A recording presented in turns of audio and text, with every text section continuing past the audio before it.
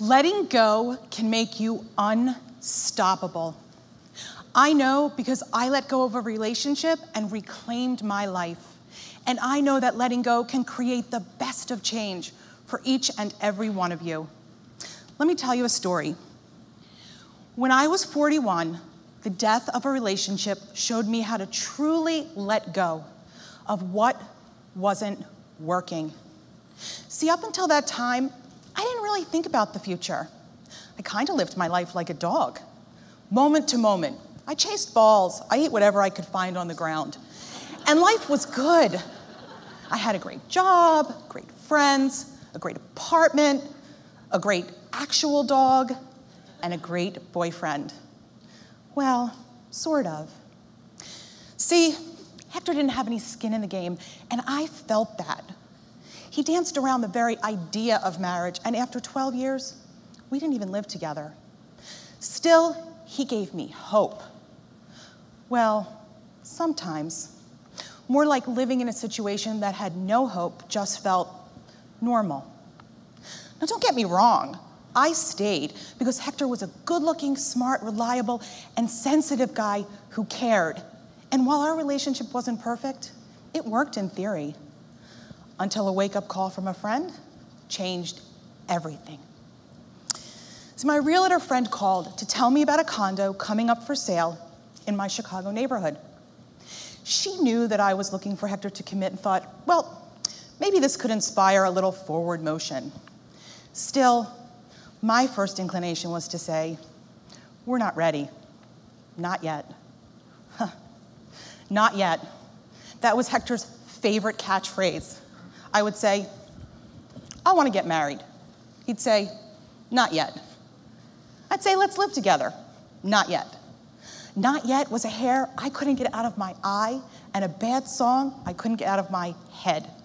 So you could imagine my surprise when he said sure to meeting me at the condo at noon. Now, I arrived early and eager, but Hector, well, that was another story. 12:15 came, 12:30, 12:45, 1 o'clock, no Hector. Eventually he called, something has come up, so we agreed to reconvene at 3. But Hector was a no-show again.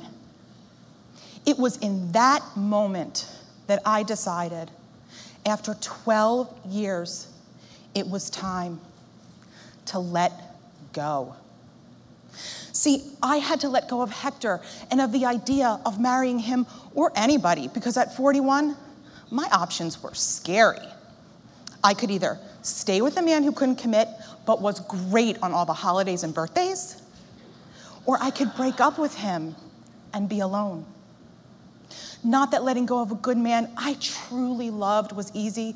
No, I had to survive the consequences of my epiphany, and that's when the pain stage kicked in.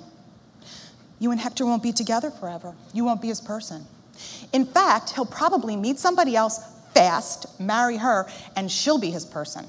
And then you're gonna have to live with the fact that you made a mistake. I ugly cried, ate a lot of pizza, listened to a lot of Joni Mitchell. And then, when I couldn't rub my eyes anymore without hitting bone, or imagine Hector in a wedding photo with another woman, probably in a size 6 dress, I brushed myself off. See, I let go of the fear that I would grow old and die alone, that my friends would use me as a cautionary tale, that it was too late for me. No, in that moment, I had to finally admit what I really wanted, which was more. You see, Hector not showing up, that was a gift in that it gave me my freedom because, let's face it, I've been chasing that ball for 12 years. No, it was time to move on, even if I risked rejection. So I made a plan, one that got clearer with every step. Of course, Hector had an excuse for his no-show, but by then it didn't matter. I told him it was over. I quit my job, I hugged my friends, I sold my beautiful condo in the same neighborhood that delivered me that life-changing epiphany. I let go of everything to start a whole new life in New Hope, Pennsylvania. To which he said, "Don't go, we'll get married." To which I said, "You had 12 years. To which he said, "I'll come visit." To which I said, "Not yet." Was it hard? Oh, you bet. Was it worth it? Within a year of leaving, I met my husband, Dan, online. I knew when he showed up for our first date in the most wrinkled shirt I have ever seen, with a rain hat to keep me dry walking from the restaurant to the car, that this was my guy. You see, umbrellas were for people who wanted distance. Too heavy a wind, turned them inside out, and even the best of them only lasted so long. But a rain hat, the kind with a string that you tie under your chin that stays on. Now that's personal. And after 4 dates, it turned to love. Finally, I understood why I had to wait so long. Dan was handsome and wise and soulful and kind, and he made me feel like I could do and be anything. We could. And we got married a year later. When I turned 50, Hector died of cancer. And as you can imagine, I grieved for a very long time.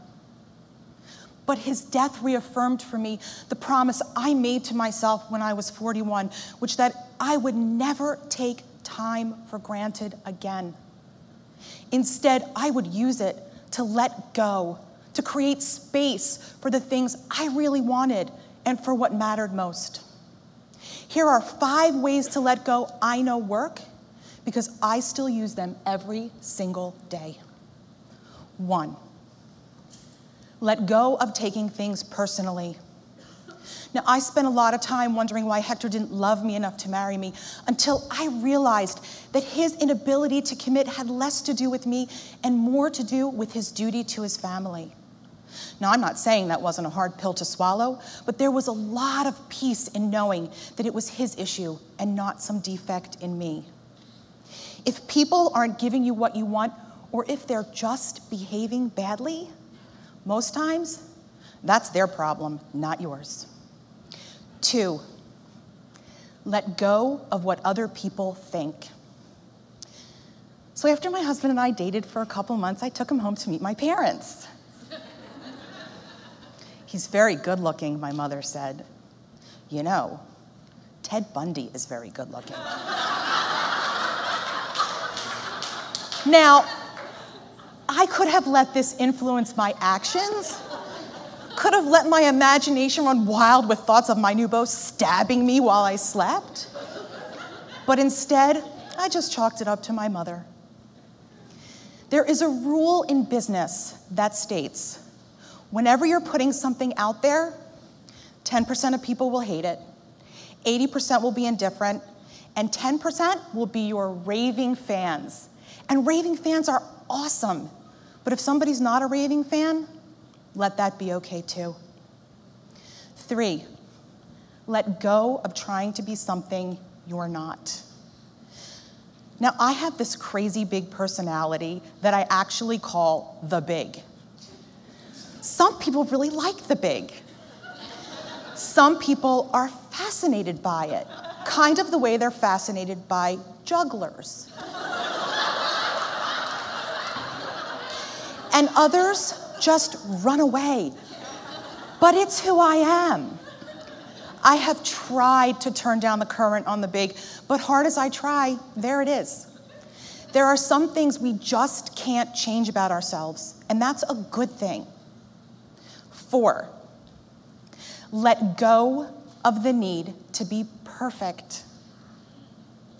Many years ago, I wrote a column for Shape magazine, and I got a lot of mail from readers, including a very sad letter from this teenage girl asking for my advice on how to improve herself after her absolutely horrid boyfriend had her stripped down so he could critique her body.